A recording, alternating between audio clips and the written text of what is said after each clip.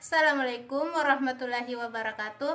Halo teman-teman, perkenalkan saya Fahrunisa Rauf, mahasiswa dari Universitas Megarizky di Makassar dengan NIM D1B1267 kelas B Prodi S1 Farmasi.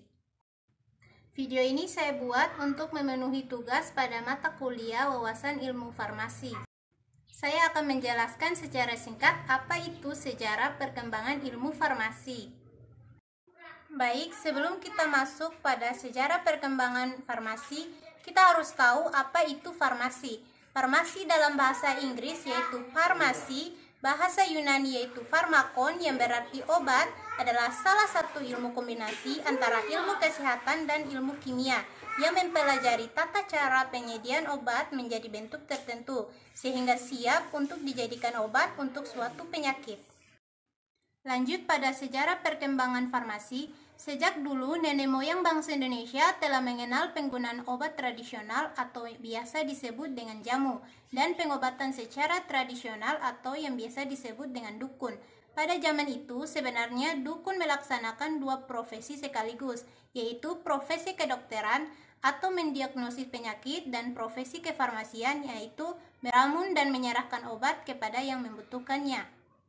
Penggunaan obat dapat diketahui sejak tahun 2000 sebelum Masehi pada zaman kebudayaan Mesir dan Babilonia. Telah dikenal obat dalam bentuk tablet, tanah liat atau granul, dan bentuk sediaan obat lain. Saat itu juga sudah dikenal ratusan jenis bahan alam yang digunakan sebagai obat pengetahuan tentang obat dan pengobatan selanjutnya. Berkembang lebih rasional pada zaman Yunani, ketika Hippocrates pada abad 460 sebelum Masehi memperkenalkan metode dasar ilmiah dalam pengobatan. Dalam zaman Yunani itu dikenal pula Asklepios atau Aesculapius pada abad ke-7 sebelum Masehi dan putrinya yaitu Hygieia. Lambang tongkat Asklepios yang dililiti ular saat ini dijadikan lambang penyembuhan atau kedokteran. Sedangkan cawan atau mangkok Hygieia yang dililiti ular dijadikan sebagai lambang kefarmasian.